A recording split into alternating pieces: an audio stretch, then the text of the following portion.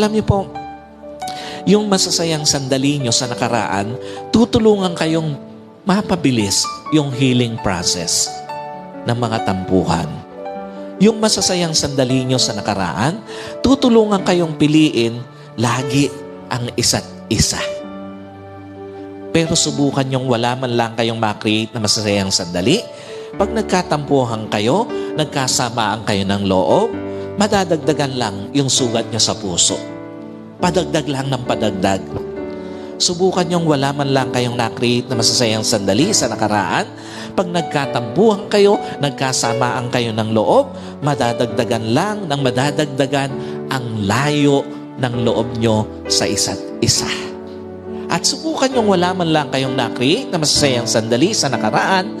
Pag nagkatampuhan kayo, nagkasamaan kayo ng loob, buong buhay nyo, mag-iiwasan na lang kayo. At ang lungkot nun, pansinin nyo, may reunion yung buong angkan nyo, kayong magkapatid, hindi kayo nagkikibuan. Sa tingin nyo, hindi kayo pagchichismisan ng mga marites nyong kamag-anak?